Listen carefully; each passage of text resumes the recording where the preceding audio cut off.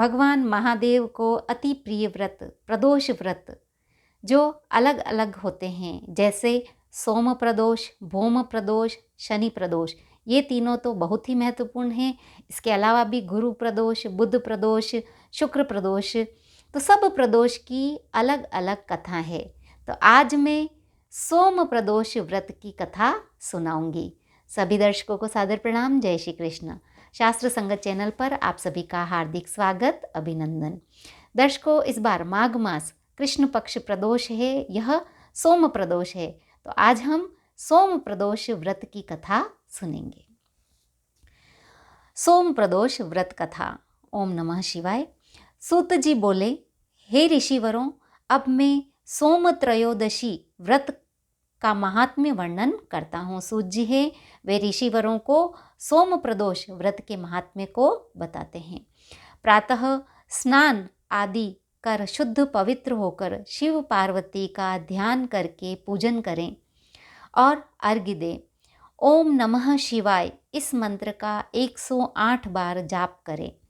फिर स्तुति करें, हे प्रभो, मैं इस दुख सागर में गोते खाता हुआ ऋण भार से दबा हूँ, ग्रह दशा से ग्रसित हूँ, हे दयालु मेरी रक्षा कीजिए। शौनकादि ऋषि बोले, हे पूज्यवर महामते, आपने यह व्रत संपूर्ण मनोकामनाओं के लिए बताया है। अब कृपा करके यह बताने का कष्ट करें कि यह व्रत किसने किया व क्या फल पाया। सूत जी बोले, एक नगर में एक ब्राह्मणी रहती थी। उसके पति का स्वर्गवास हो गया था। उसका अब कोई आश्रयदाता नहीं था। एक ब्राह्मणी थी, उसके पति का स्वर्गवास हो गया और उसका कोई आश्रयदाता नहीं था, उसे कोई सहारा देने वाला नहीं था। इसीलिए प्रातः होते ही वह अपने पुत्र के साथ भीख मांगने निकल पड़ती थी।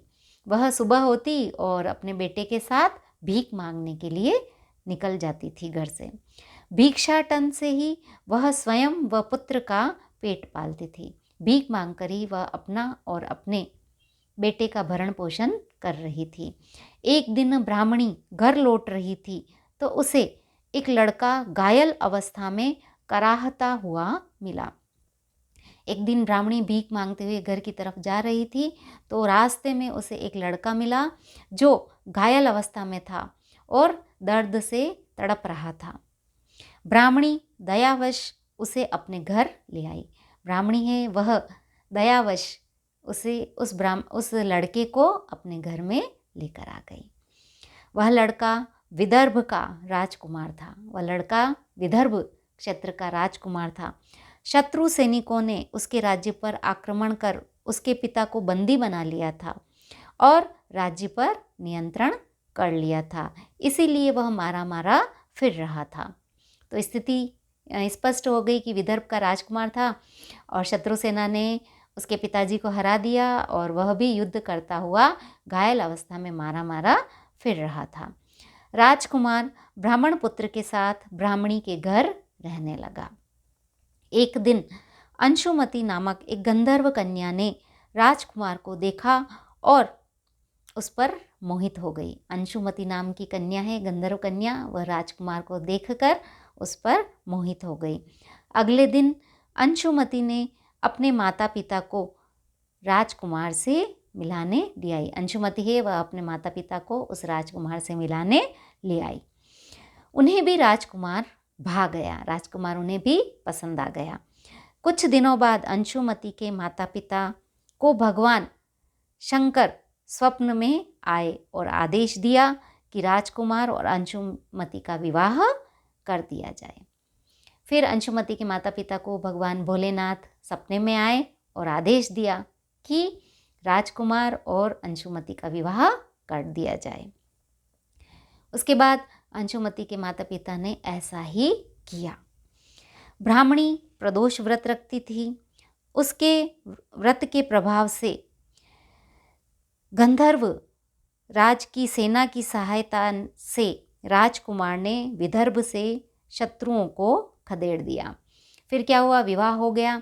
वह राजकुमार था तो उसने गंधर्व राज की सेना की सहायता लेकर, अपने ससुर जी की सेना की सहायता लेकर जो शत्रु सैनिक थे उसके राज्य पर, विदर्भ में, उन सबको हरा दिया, खदेड़ दिया और पिता के राज्य को पुनः प्राप्त कर आनंदपूर्वक रहने लगा। राजकुमार ने ब्राह्मण पुत्र को अपना प्रधानमंत्री बनाया। ब्राह्मणी के प्रदोष व्रत के महात्म्य से जैसे राजकुमार और ब्राह्मण पुत्र के दिन फिरे, वैसे ही शंकर भगवान अपने दूसरे भक्तों के भी दिन फेरते हैं। तो यह थी सोम प्रदोष व्रत कथा। बोलो भोलेनाथ की जय।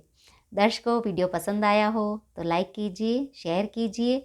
चैनल को अगर आपने अभी तक सब्सक्राइब नहीं किया है तो कर लीजिए, बेल आइकन को प्रेस कर लीजिए ताकि आने वाले समय में मैं जो भी वीडियो प्रेषित करूं उसकी नोटिफिकेशन आप तक पहुंच सके। धन्यवाद। जय श्री कृष्ण।